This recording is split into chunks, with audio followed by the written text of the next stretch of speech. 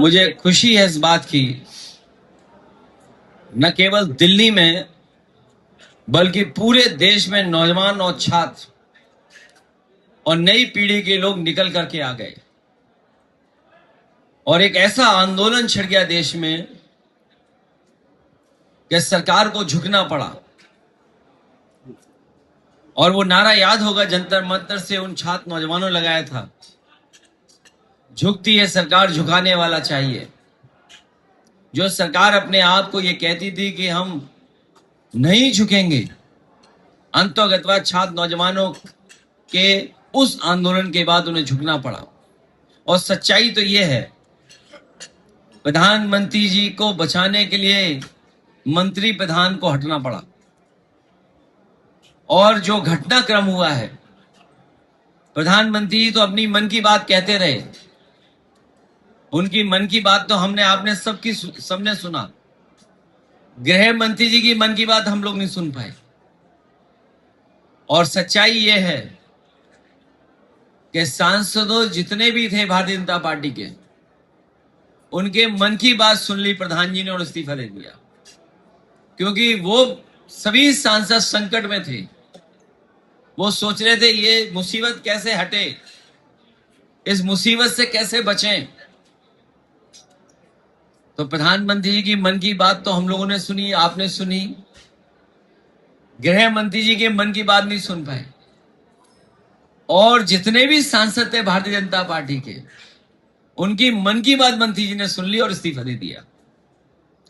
तो इस्तीफा तो हुआ है, मंत्री गए हैं, लेकिन सरकार बच गई। लोकसभा में सभी विपक्ष के लोग ये मांग कर रहे थे कि स्टेटमेंट सरकार की तरफ से आ जाए। लाठी खाने वालों को पता है किसने लाठी मारी है। जिसने लाठी खाई, आंसू गैस का मुकाबला किया, या तार वाली लाठी का मुकाबला किया, या पैलेट जो गन चली उसका मुकाबला किया, उन्हें पता है कि किसने चलाया है। लेकिन चलाने वाले नहीं बता रहे किसके इशारे पे चलाया है। जो खाया है, जो दुख पीड़ित रहा, उसे पता है कहां से चली है लाठी। लेकिन जिसने लाठी चलाई है उसे नहीं पता है कि किसके आदेश पे वो लाठी चली है। लेकिन डेमोक्रेसी में, लोकतंत्र में, जो सरकार सुनती नहीं थी, कम से कम अब सुनने लगी है, सुनने की बात करने लगी है। लेकिन अभी हमारे उत्तर प्रदेश के मुख्यमंत्री जी को समझ में नहीं आ रहा है, उन्हें अभी भी समझ में नहीं आ रहा है। लेकिन बनारस की रैली के बाद शायद समझ में आ गया होगा। एक लाइन में लोग बैठे थे, बाकी लाइनें खाली थी। ये तो सब कैमरों ने देखा है। और इंडिया गठबंधन में हम हैं, इंडिया गठबंधन के हिस्से हैं। दादा को मैं आज से नहीं, दादा को बहुत पहले से जानता हूँ। जब वो पहली बार चुन करके आए थे, तब से मैं उनके साथ हूँ। मैं कई बार लोकसभा में उनके साथ रहा हूँ, नेताजी रहे हैं। तो एक हमारा अपना व्यक्तिगत भी उनके साथ संबंध। बंगाल में कांग्रेस साथ नहीं थी। अरे वो छोड़ो, अब क्यों बंगाल की बात कर रहे हो, आओ यहाँ की। अभी एक साथी ने जो पूछा, नीट का पूछा था। अभी हमारे एक साथी ने नीट पूछा था।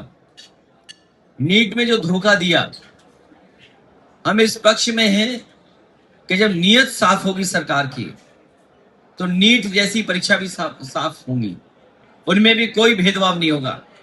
और जब से उत्तर प्रदेश की सरकार भारतीय जनता पार्टी आई है, 20 से ज्यादा पेपर लीक हुए हैं। और अभी सुनने में आया है कि सरकार के लोग घबरा गए जब मैंने ये कहा लोकसभा में कि 26,000 प्राइमरी स्कूल बंद हो गए। ये केवल 26,000 प्राइमरी स्कूल बंद नहीं हुए। अगर प्राइमरी स्कूल बंद हुए तो ये मान लीजिए कम से कम 5 लोगों को नौकरी मिलती थी, शिक्षक या रसोई या और जो होते थे। एक प्राइमरी स्कूल में 5 लोगों को नौकरी मान लीजिए, तो 1 लाख लोगों की नौकरी छीन ली सरकार ने कि नहीं छीनी।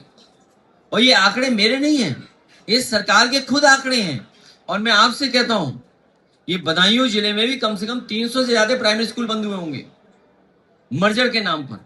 आप सोचिए, कल्पना कीजिए, एक बेटी को 4 किलोमीटर 5 किलोमीटर छोटी बहन को पढ़ने जाना पड़े, कितने लोग पढ़ाने भेजेंगे? सरकार का क्या इंतजाम है? और प्राइमरी स्कूल का लक्ष्य ये था कि गांव में सबसे करीब हो, जिससे बेटियां भी पढ़ लिखे जाएं।